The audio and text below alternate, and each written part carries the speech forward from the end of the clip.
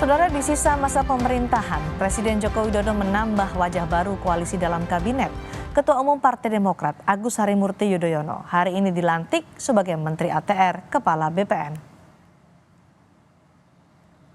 Presiden Joko Widodo melantik dua menteri di Istana Kepresidenan Jakarta Rabu siang.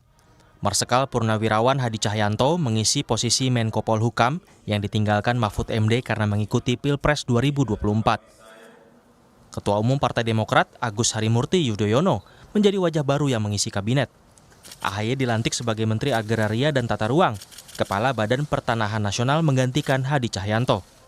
Dilantiknya AHY menandai kembalinya Demokrat di lingkaran kekuasaan setelah hampir satu dekade berada di luar pemerintahan. Beliau tentunya juga bersyukur karena ini juga menjadi sebuah momentum Partai Demokrat kembali ke pemerintahan, karena alhamdulillah apa yang kami perjuangkan juga selama ini bisa lebih direalisasikan jika Demokrat bergabung dengan pemerintahan secara langsung, karena kebijakan itu di tangan eksekutif. Walaupun perjuangan parlemen juga sangat penting, tetapi dengan demikian ini menjadi langkah baru bagi kami semua keluarga besar Partai Demokrat untuk berkontribusi dalam pemerintahan. Soal pemilihan AHY sebagai menteri, Presiden Jokowi menegaskan tak ragu memilih AHY, sebab AHY dinilai punya pengalaman penting menangani manajemen pertanahan. Beliau juga alumni Akademi Militer Akmil, juga pendidikan di Nanyang University, di Harvard University, di Webster University. Saya kira saya tidak ragu memberikan tempat untuk Kementerian ATR BPN karena ini urusan manajemen. Saya kira beliau akan sangat siap. Saat AHY dilantik, sejumlah menteri dari PDI Perjuangan tidak hadir. Hanya tampak dua menteri, yakni Menseskap Pramono Anung dan Menteri PAN-RB Abdullah Azwar Anas. Menurut calon presiden dari PDI Perjuangan Ganjar Pranowo, bergabungnya AHY dan Demokrat ke kabinet adalah hak prerogatif presiden. Namun Ganjar menyebut jabatan menteri adalah kompensasi karena Demokrat mendukung koalisi Prabowo Gibran. Ya, itu hak prerogatif presiden, dan ada kursi menteri kosong saya kira diisi, ini proses biasa saja. Oh enggak, kalau itu udah pasti, kan mereka sekarang sudah dalam koalisi. Jadi sebenarnya meresmikan saja dan mengkompensasi dalam bentuk jabatan gitu ya. Saya kira itu bagus. Ya buat saya dua-duanya teman saya, selamat bekerja gitu. Sebelum AHY dilantik sebagai menteri, selama 9 tahun terakhir Partai Demokrat berada di luar pemerintahan. Hubungan Partai Demokrat dan PDIP mengalami pasang surut selama 2 dekade, menyusul majunya SBY di Pilpres 2024. Dan kini di 8 bulan tersisa masa jabatan Presiden Joko Widodo, benarkah masuknya Demokrat sebagai langkah Jokowi untuk mengamankan transisi dan keberlanjutan pemerintahan? Tim Liputan, Kompas TV, Jakarta. Soal bergabungnya Demokrat dalam pemerintahan Jokowi Ma'ruf Amin akan kami bahas bersama Ketua DPP Partai Demokrat Herman Khairon, Ketua DPP PDI Perjuangan ada Komarudin Watubun, dan peneliti utama politik Badan Riset dan Inovasi Nasional Siti Zuhro. Selamat petang, Bu Wiwi. Selamat petang, Pak Komarudin. Selamat Pak Herman. Pak Cindy. Terima kasih sudah bergabung di Sapa Indonesia Malam. Bu Siti. Baik, Pak Komarudin, saya ingin bertanya dari PDI Perjuangan, apakah ketika menunjuk AHY masuk ke kabinet ada koordinasi antara Presiden Jokowi dengan Ketua Umum Partai PDI Perjuangan, Bu Mega? Saya kira sebelum itu yang terdahulu juga Ibu itu soal urusan kabinet itu hak prerogatif presiden. Jadi tidak perlu koordinasi itu urusan itu ya. Itu sepenuhnya kewenangan presiden untuk menentukan siapa menterinya. Apalagi dalam kondisi seperti begini ya, presiden memang membutuhkan Demokrat ya. Setelah Demokrat bergabung dalam koalisi, Kenapa? wajar saja kalau diberi kekuasaan. Kenapa menurut Anda Presiden butuh Demokrat? Ya sekarang kan sama-sama dalam koalisi ya. Bicara politik itu bicara kayak masalah kekuasaan, bicara masalah kepentingannya. PDIP nggak masalah ketika ada eh, Oh, partai nggak masalah. politik Itu yang hal yang dulunya ada di biasa-biasa oposisi saja. selama 10 tahun kemudian ditunjuk masuk ke kabinet Jokowi? Ya karena fakta memang sekarang Demokrat berkoalisi dengan Pak Jokowi, wajar aja dikasih Ah. jabatan. Akhir masa jabatan gimana Pak Jokowi bagi-bagi kekuasaan untuk ketenangan dari akhir masa jabatan dia. Ini menurut Anda bagi-bagi kekuasaan gitu yang dilakukan oleh Presiden Jokowi? Kalau bukan bagi kekuasaan apa namanya? Baik, oke. Bu Wiwi, Bu Siti Zuro, ini benar Presiden sedang bagi-bagi kekuasaan dengan mengajak AHY masuk ke kabinet? Ya, ini memang apa ya? Kita menyaksikan satu koalisi partai politik yang benar-benar tidak terukur dan tidak terformat gitu ya. Maka kapan bisa bergabung, kapan bisa hengkang dan sebagainya itu sangat cepat gitu. Analis politik sering kecele gitu ya. Sering kadang tidak bisa mengantisipasi. Tapi apa yang terjadi dengan bergabungnya Partai Demokrat, Ketua Umum diberikan bonus 8 bulan sebagai Menteri ATR, ini menunjukkan bahwa sebetulnya ini langkah awal untuk ini apa ya, Pak Jokowi mencoba mengantarkan nantinya pemerintahan baru yang akan terbentuk gitu ya. Sebelum itu sudah didahului dengan katakan gitu menambah Demokrat yang tentunya diharapkan tidak hanya di kabinet tapi paralel dengan keberadaannya nanti di DPR. Itu sangat diperlukan. Apalagi kita melihat ya, ini kan masih jauh dari tuntas lah hasil coblosan yang barusan kita lakukan itu. Maka tentu Pak Jokowi membutuhkan banyak dukungan gitu ya. Tidak hanya dukungan di kabinet tapi dukungan di parlemen dan juga dukungan massa nanti. Nah ini yang sebetulnya saya sedang berpikir gitu ya. Memang dalam 5 tahun itu usia atau rentang waktu gitu ya. Dharma bakti dari seorang pemimpin negara itu tidak penuh 5 tahun jadinya 4 tahun. Ini tahun politik luar biasa gitu ya. Tidak hanya di tahun 2024, tapi di tahun 2023 juga ramai seperti ini. Kita tentu kita sebagai intelektual hanya mengharapkan gitu ya bahwa demokrasi melalui pemilu yang kita lakukan yang sangat pelik seperti ini itu nantinya akan betul-betul mengantarkan Indonesia, masyarakat Indonesia ke satu jenjang proses kematangan ya. Ini yang penting ya, tidak hanya sekedar bagi-bagi kue kekuasaan gitu. Pak Herman, dari 9 tahun di luar pemerintahan, tapi di akhir-akhir pemerintahan Jokowi, di tahun politik akhirnya bergabung ke pemerintahan AHY sebagai Menteri ATR dan BPN. Apa sebenarnya pertimbangan dari Demokrat? Atau ada iming-iming dari Jokowi untuk bergabung? Ya, pertama tentu jabatan menteri adalah hak prerogatifnya Presiden. Ya. Dan kalau tidak ini adalah dalam pandangan publik ada perspektif politiknya, jabatan menteri memang adalah jabatan politis. Jadi saya kira asumsi dan persepsi masyarakat pasti akan ada ke arah sana.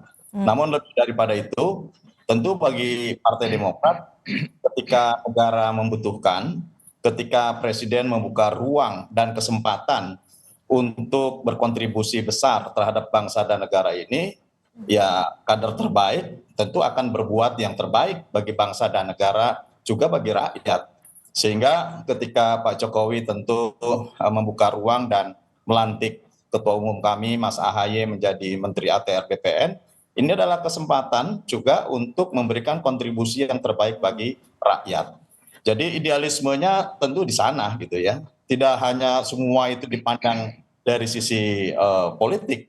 Karena beberapa kali pun semenjak Pak Jokowi di periode pertama, tentu ya jika ada ruang itu, ya bagi kami tentu ini adalah kesempatan untuk berkontribusi besar terhadap bangsa dan negara. Kalau disebut, Pak Herman, kalau disebut sebagai bagi-bagi kekuasaan dan juga tadi menggalang kekuatan Jokowi di parlemen dan juga di eksekutif, gimana dengan melibatkan Partai Demokrat?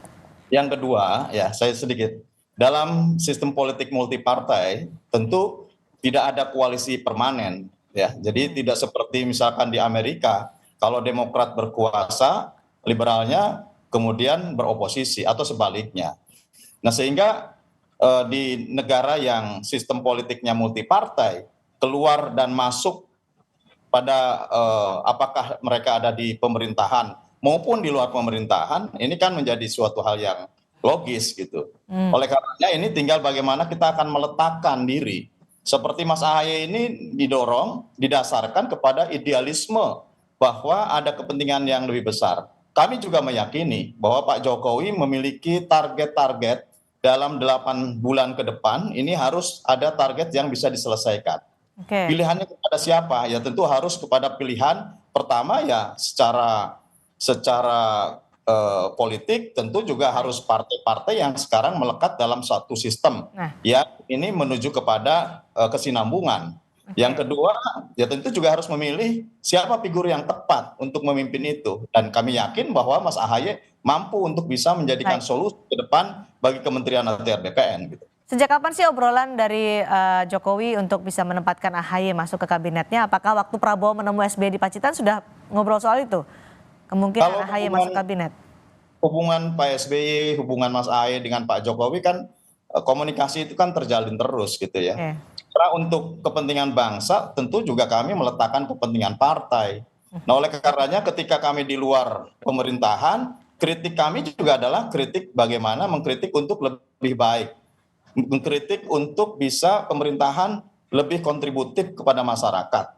Kritik yang tentu ini bisa membangun dan memberikan yang terbaik bagi bangsa dan negara. Artinya tidak juga asal kritik, kita juga tidak pernah mengkritik terhadap seseorang, tetapi apa yang dikritik tentu ini adalah menjadi sebuah capaian-capaian supaya pemerintah ke depan lebih baik. Kalau pemerintah lebih baik, juga rakyatnya akan lebih baik.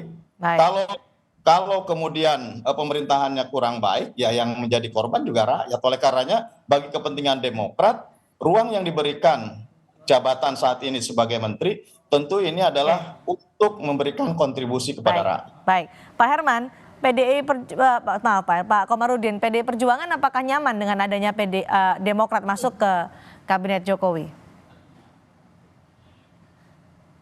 Masih di mute Pak Komarudin? Boleh dinyalakan mikrofonnya?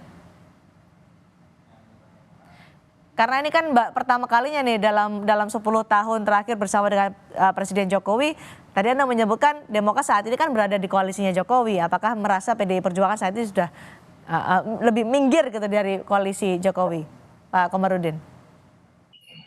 Tidak ada soal, fakta hari ini Demokrat sudah bergabung dengan koalisi yang didukung oleh Jokowi. Jadi sebenarnya tidak ada masalah kita. Nyaman-nyaman saja? Oh, nyaman saja. Buat apa kita buat masalah?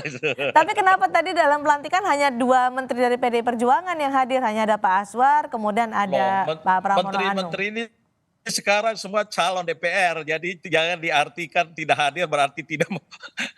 Termasuk Pak Herman sekarang di dapil, saya ini juga sekarang di Jayapura ini.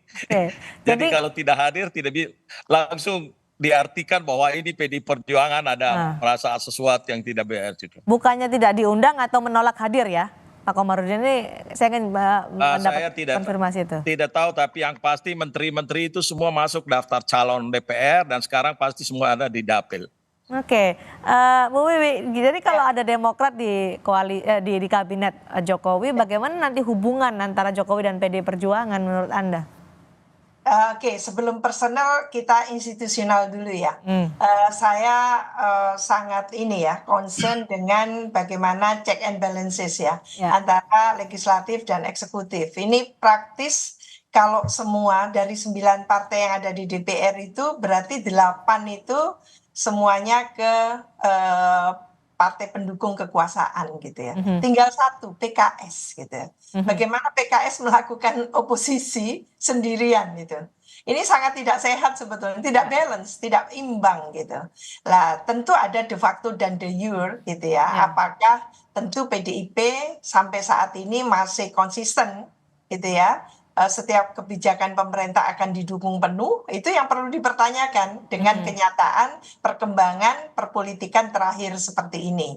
Demikian juga dari mungkin partai-partai yang ada di 01 dan di 03 khususnya gitu ya. Ini de facto. Kalau de jure memang ada koalisi tadinya kan gitu. Terus tadi itu pertanyaan Mbak Cindy ya tentang apa tadi itu PDI Perjuangan ya. Hubungan antara PDI Perjuangan dengan Jokowi setelah Demokrat masuk ke kabinet Jokowi. Jadi menurut saya Demokrat masuk ataupun Demokrat tidak masuk dengan kondisi perkembangan terakhir ya, menurut saya belakangan itu memang kelihatan apa ya, sulit untuk dikatakan harmonis, itu sulit menurut saya. Semakin menjauhkan hubungan keduanya, PDIP dan Jokowi. Iya, apalagi nanti seolah-olah Bu Mega atau PDIP sebagai faktor ya yang tidak bisa membuat Demokrat masuk ke koalisinya Pak Jokowi, seolah-olah seperti itu. Menurut saya tidak juga. Jadi ini sekarang betul-betul Pak Jokowi leluasa gitu ya memainkan perannya meskipun bukan ketua umum partai gitu ya. Jadi Pak Jokowi menggunakan kekuasaannya yang sangat banyak gitu ya dengan posisinya sebagai kepala negara dan kepala pemerintahan gitu ya untuk menentukan para pembantunya, untuk menentukan partai-partai yang berkoalisi dan bahkan untuk yang akan datang. Nah, pertanyaan besarnya adalah apakah hal yang seperti ini akan berdampak positif terhadap tentunya demokrasi kita atau tatanan ketatanegaraan kita. Bu Wiwi tadi menyatakan bahwa Presiden Jokowi butuh Demokrat. Apakah ini ada kaitannya dengan kemunculan wacana hak angket soal kecurangan pemilu di DPR? Iya, itu double track, makanya saya katakan tadi pagi itu sebetulnya satu sisi sebetulnya ada untuk memastikan rezimnya Pak Jokowi sekarang ini bukan koalisi yang akan menang nantinya ya di Pilpres itu, tapi bagaimana saat ini Pak Jokowi akan menghadapi katakan keinginan gitu, tuntutan untuk munculnya hak angket lah. Lalu mungkin bisa ada rasa was-was dari Pak Jokowi sendiri, apakah hitung-hitungan partai-partai yang ada di DPR ini masih konsisten mendukung kan gitu, dengan adanya 01 dan 03 yang belum gitu ya mengatakan ada kebersamaannya kan gitu. Jadi menurut saya pengaruh-pengaruh seperti itu juga akan diperhitungkan dengan sangat seksama. Makanya kenapa secara sangat dini gitu ya Pak Jokowi harus mengundang Ketua Umum Partai Nasdem gitu ya, lalu juga merekrut Mas AHY dan sebagainya itu ya antara lain sebagai balance of power dalam hal ini untuk memastikan bahwa dukungannya itu tetap besar, soalnya seperti itu. Oke, baik Pak Komarudin, dengan bergabungnya Demokrat di kabinet Jokowi, apakah nanti yang bergulir di DPR, di parlemen soal hak angket akan terus menguat?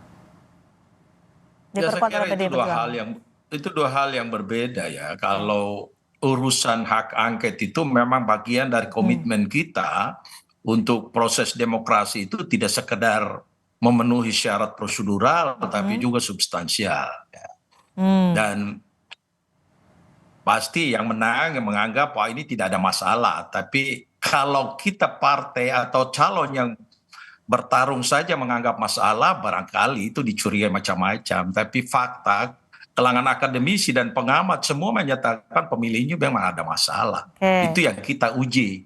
Jadi kita uji bukan sekedar menguji soal karena kita kalah, bukan itu. Tapi proses demokrasi itu dari waktu ke waktu harus lebih baik. Karena apa? Karena Jokowi itu sendiri lahir karena adanya reformasi. Itu yang amanat yang harus kita kerja sama-sama. Jadi akan semakin dikuatkan oleh PDI Perjuangan hak angket di DPR selanjutnya? Ya itu pasti, itu jalan terus. Itu tidak ada kaitan dengan soal Jokowi buat. Baik. Nah, Pak Herman, kalau tadi disebutkan oleh Bu Wiwi, ini ada saja kaitannya atau ada saja alasannya untuk menggandeng AHY untuk menggalang kekuatan di parlemen menghadapi munculnya hak angket. Tanggapan Anda? Saya kira belum sampai ke sana ya. Karena yang terpenting saat ini adalah bagi Partai Demokrat ketika hak prerogatifnya Presiden memberikan ruang kepada Mas AHY menjadi Menteri ATR BPN, kami akan bekerja keras dan Ketum akan bekerja keras, Mas Ahaye akan bekerja keras untuk menuntaskan target-target yang ingin dicapai oleh Presiden Jokowi. Baik. Dan bahkan ya jika memungkinkan, ini adalah sebuah kesempatan untuk menunjukkan kemampuan dan kapasitas Mas Ahaye yang tentu kami yakini mampu untuk bisa menjadi solusi itu. Nah, terkait nanti dengan hak angket dan lain sebagainya, tentu itu akan kami sampai hari ini pun belum tahu karena kan sudah di dapil ini. Kalau kan bahwa hak angket itu kan akan ada prosesnya, akan ada proseduralnya, yang itu juga kita akan bicarakan di DPR. Dan masa proses tentu masih berada di dapilnya masing-masing. Bu Wiwi, ketika Anda tadi menyebutkan Ahaye masuk ke kabinet Jokowi ini sebagai awalan untuk merepresentasikan nanti bagaimana pemerintahan ke depan, Anda melihat akan ada reshuffle berikutnya?